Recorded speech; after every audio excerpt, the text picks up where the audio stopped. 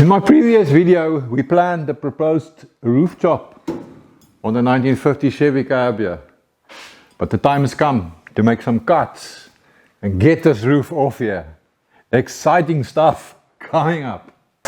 Hey, how's it, jokes, and welcome back. Hey, and a special welcome to the new guys. Thanks for joining us out here in my workshop today. My name is Duff, and you've just joined me in my one-man shop out here in the middle of a forest where I trust in rust. So I'm busy with the marking out of the cuts that I'm about to do. I'm busy laying out my cut lines, and I've just marked up an equal distance on either side from this body line here, which I will regard as my reference. It's a straight line. And now I've clamped on a piece of aluminium flat bar that I can now use to scribe the line here where I need to make my cut. So here you can see the flat bar clamped onto the back of the truck. And now I'm going to actually put this piece of angle bar like that and rest it on this line. Just clamp it in place. So in essence, I've extended this line across the back of the truck down here, looking from the side. So the bottom edge of this angle bar will be my cut line, reference line. So I've also clamped one to the other side down there. And now if I lower my eye, and I'm going to try and do this with the camera, I'm eyeballing them. If you look at that gap in there, you can see it's nice and parallel. So now I know that these two are the same on each side. So that's what this business looks like from the back. I started with this as my reference. This is parallel to the body line. And then on either side, I've essentially extended this line by resting the angle bar on top of the flat bar along each side, and my two sides are now parallel to each other as well. So in essence, I've now created a nice reference grid for myself. And I do believe that the more accurate you can be when you start marking out initially, the better everything will be down the line. So I'm going to make myself a nice line here by scribing on the edge of the bar here. I'm also going to scribe some marks here on the side of the cab.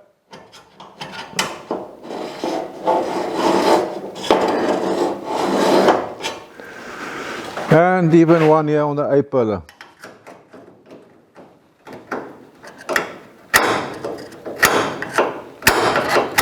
Now I can take this off.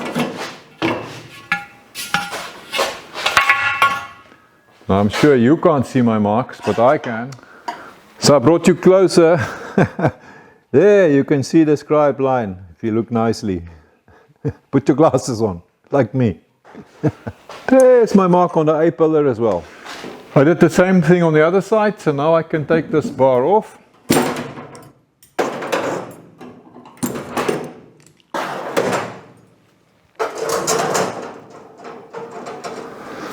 I got the framing square clamped on here with my body line here, which is horizontal.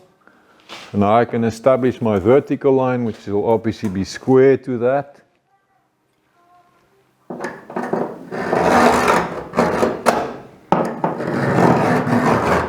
Okay, lekker man. I've added some tape just so that we can all see the lines better.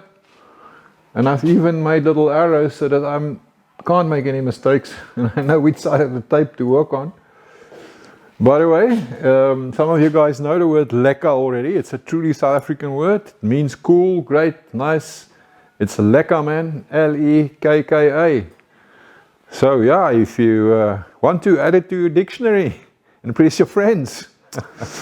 So instead of using a ruler, I've made myself this little gauge out of a piece of scrap. It's about 3 inches long. I'm going to use this to make some marks. And that's just way more accurate than using the ruler and finding that 3-inch point. It will just ensure better consistency.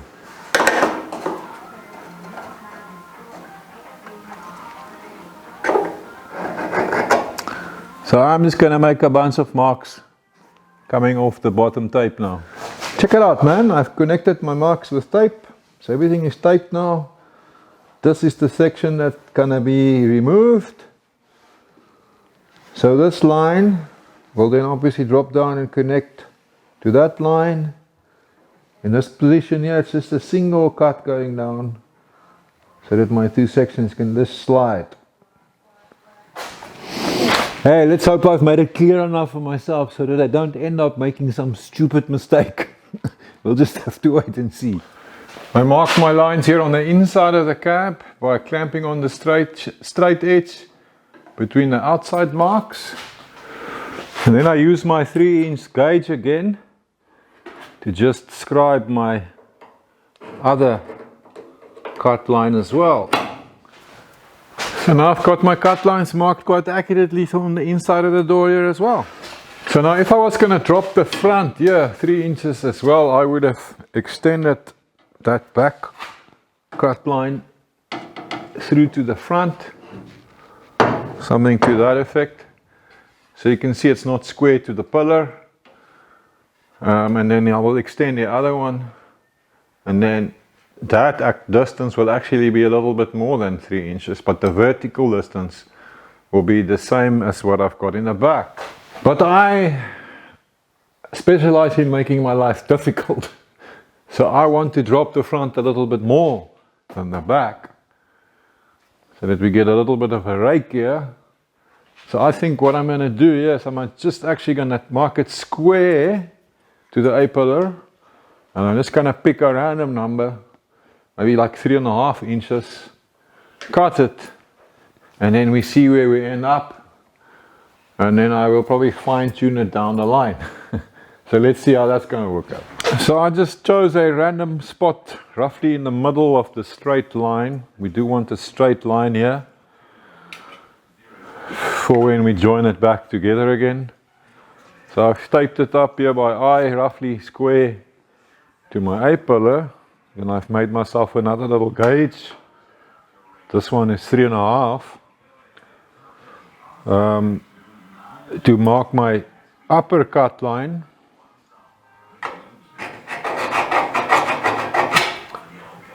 And then I can use the same one to do the other side so that I know both sides are exactly the same. So yeah, in the bigger picture, it doesn't really matter whether I take it out here or here. So I've just kind of picked my spot. And remember now, because I am trying to slant this roof, this is pretty much just a random number, and I might actually take off a little bit more than what I've currently marked. We'll have to see when I've got the roof off and we give it a try. I used my gauge plate to make inscribed marks all the way around the pillar. So now I know that my two taped cut lines are parallel to each other. Only one thing left to do before I can cut this roof off finally, and that is just to stick in some bracing to keep everything in place.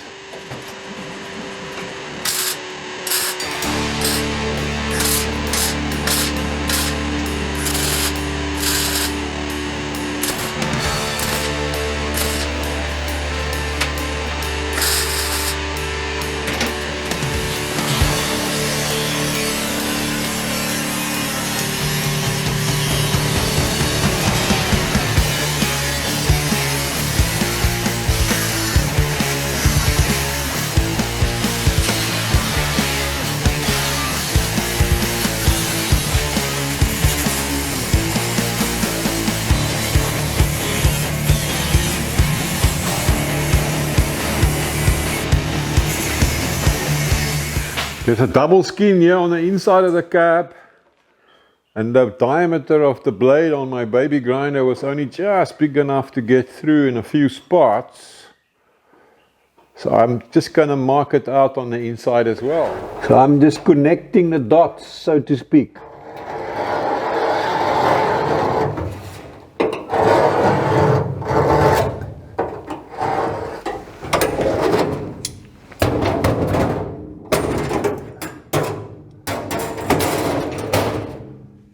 I need to mark a line here now and across there. So you can see my cuts here on the inside. So I'm just taping it up so I can see my lines.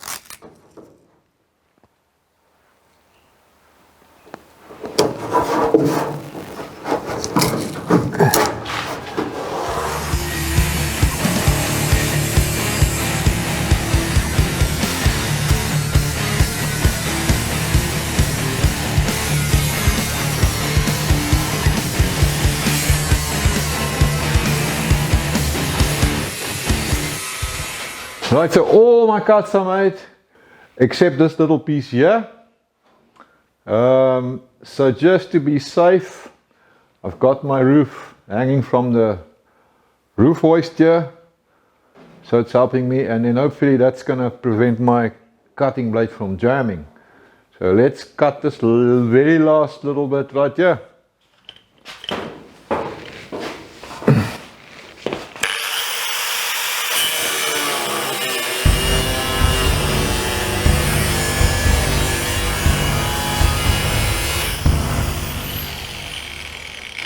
There you go.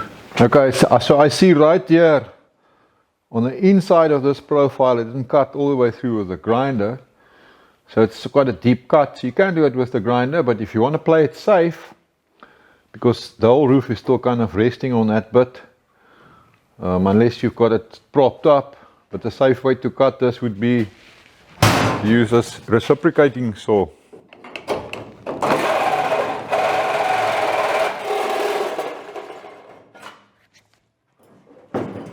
Now we loose. Let's see. Ah, yes, the back end is loose. Just gotta cut the front A-pillars now.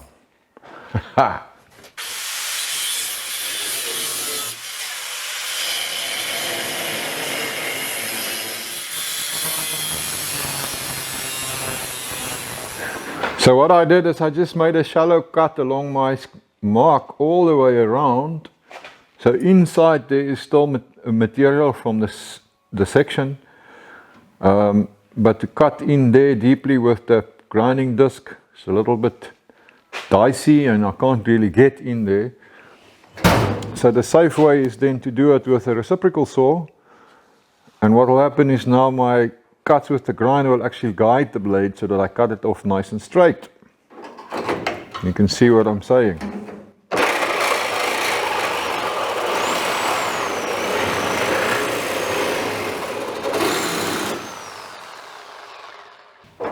It's loose. Only got to do the other side now, then we're done. Okay, my last cut, exciting stuff.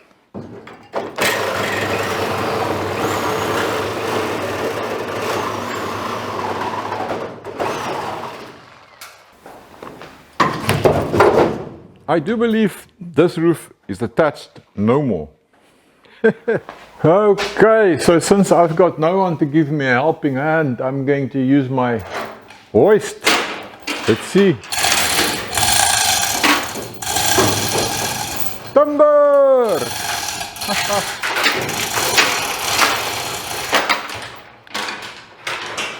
Oh dear, I'm still attached here.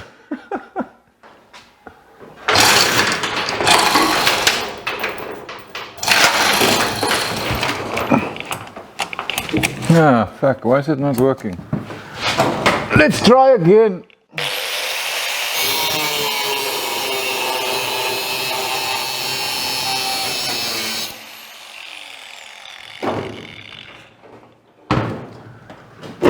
Ain't attached no more, it ain't. Okay, let's do the final lift off.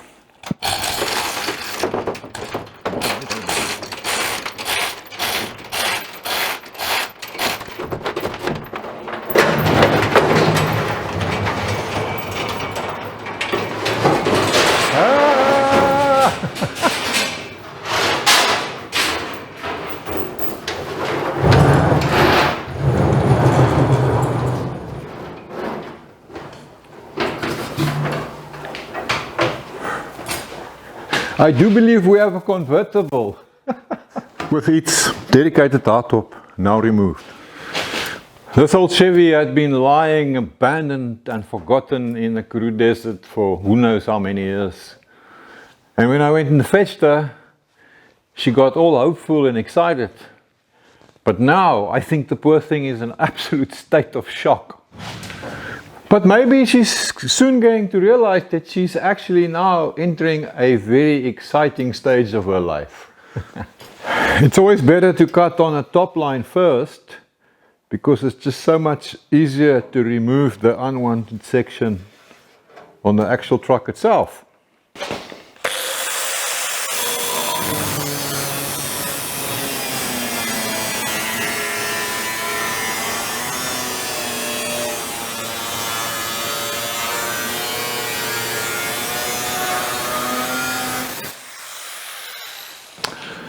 So here on the inside I'm using my little 3-inch gauge plate, if I can call it that, to mark down from my cut line to establish where I need to cut on this inner panel.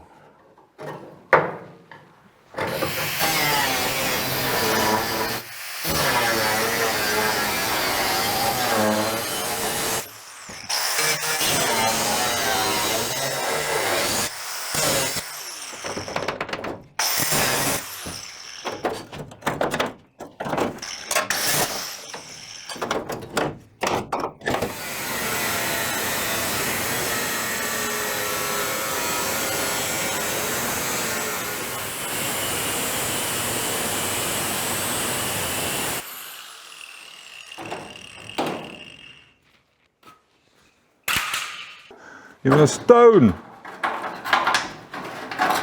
Look at that.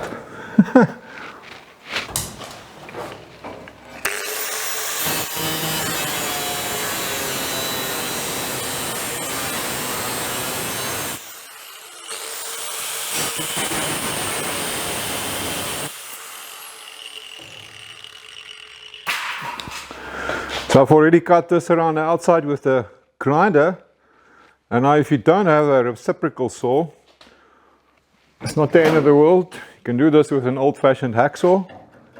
This takes a little bit longer.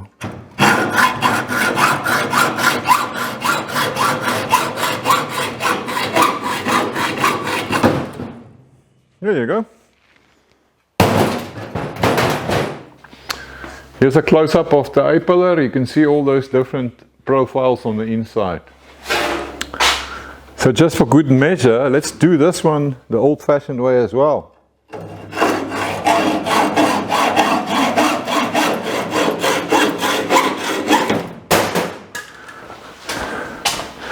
Well, I don't need my hoist anymore. It's been replaced by my friend Sean. So let's try this roof. How's it, Sean? No problem.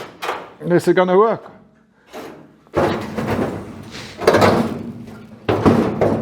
There you go. It's A roughly. little bit forward there on your side. Can you? No, it's line here. Yeah, there we go. Yeah. Okay, now you can see what's happening in the front. It's big, eh? Look at that. So now you're going to have to do the stress relief cuts. We're gonna cut. No, we're gonna cut the roof into two pieces. Oh, yeah. Because it's roughly lining up here. And look how much that has to go forward. Oh, it's substantial. Yeah. Now you're going to have to change the doors as well. Oh yeah. Oh yeah. On the back. Well, it doesn't look too bad. Look at that. Yeah. Hey, come stand here, man. I love it. Huh? Yes, that's a perfect height. Huh? Very nice. Well done. And I only dropped the front actually a little bit. I just thumbsucked a figure. So it's slightly tilted. So I'm going to have to fine tune it a bit here, you see. That's why it's not touching, because it's been dropped a little And bit if I in. lift it a little bit, yeah, does it come together in the back? Yeah, then it will. Because There it you was go. accurate. So that is the difference. That's how much it's dropping. Oh, okay. I see. Ah, But I wanted that. I wanted that. I understand. Yeah, so it's a little bit forward. Because you know me, I'm a sucker for punishment. I want to make my life difficult. So I'm going to have to figure all that out. First impressions, what do you think? Sean did not stay long. So it's just you and me again. So yeah, we're down about, I don't know, 3 3¾ inches, roughly. Here in the back we've dropped about 3 inches. So because I'm making my life difficult for myself, the front is now dropped more than the back. So you can see it here. I'm touching there. And on this side it's open.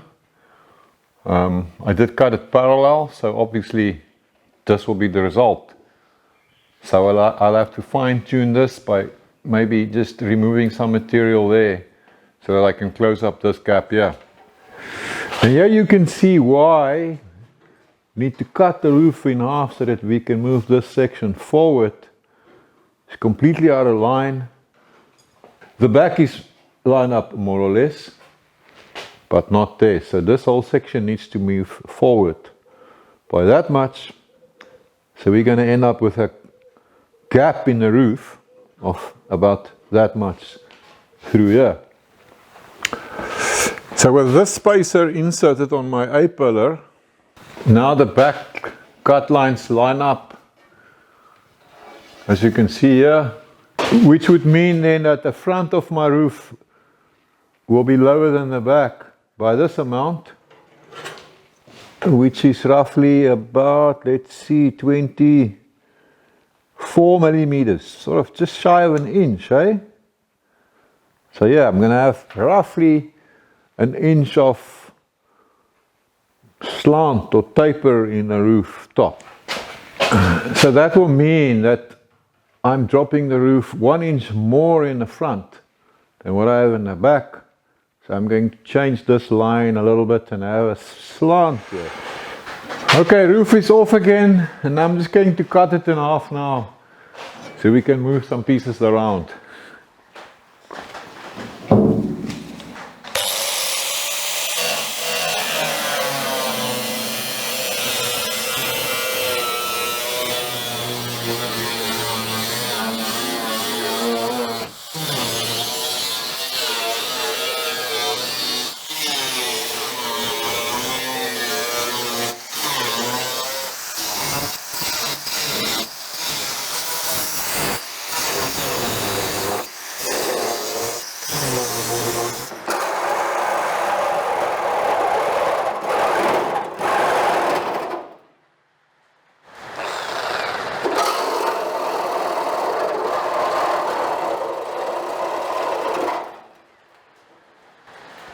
There we go.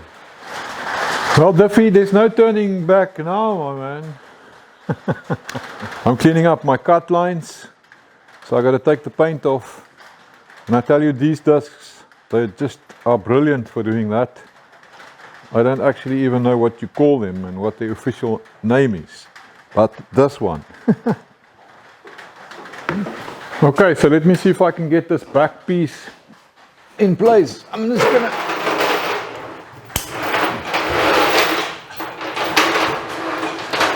just gonna do it the old man way.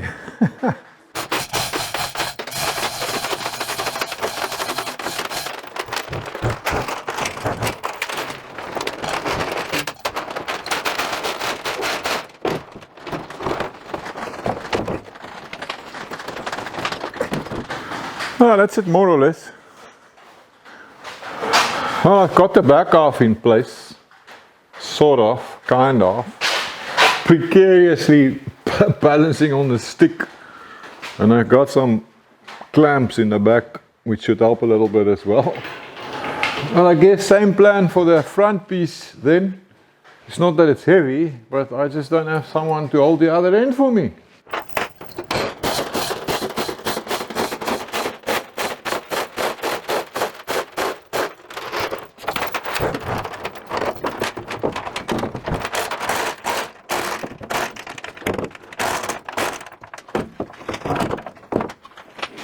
No, gotta juggle it a bit, but it's more or less there. Well, I've got clamps everywhere so that it can't fall apart. It's starting to look like something, but I've still got a long way to go. The story is far from over. Let's have a closer look at this business. The A-pillars are lined up. and this section of the roof had to move forward by this much. So there's a gap here now. This is about 2 inches. The gap on the A-pillar joint is nice, certainly good enough for welding. But if you look at it from the front, it ain't lining up. So that's of course because this line here is not vertical. So it's got an offset there. So the only way to match these two pieces, if I look at it from the front, would now be to do a relief cut there, or not a relief cut, to do a pie cut there, and maybe a relief cut so I can just bend this one in a little bit, pull this one out a little bit. Here in the back, we're not looking bad at all when viewed directly from the side. But we have the same problem here when we look at it from the rear. Also got this offset that we have to deal with. It's exactly the same scenario as the front. I'm going to have to look at pie cuts and relief cuts and things like that. And looky here, we are now kind of looking downwards on this corner. And while I can line it up here easily in this flat section, here in the curve I've got this. So I need to connect this to that, and on this corner it's going to have to be the same story. Pie cuts, possibly relief cuts up there to get these two edges to line up, because I can't push this in, it's on a corner, so it can't move. And then lastly, this section here, everything's looking pretty good. So I don't really have any problems here. It's basically ready to be tacked together. Well, the major cuts are done, the roof is chopped. I'm happy, and I'm having a rest here in my thinking chair. And the only thing I'm actually thinking now is that I think I'm going to call it a day. So thanks very much for spending some time with me in my forest workshop. Appreciate it and enjoyed it. So I'll see you guys in the next video when we do all those relief cuts and pie cuts and we weld this thing together. Until then, have a good one.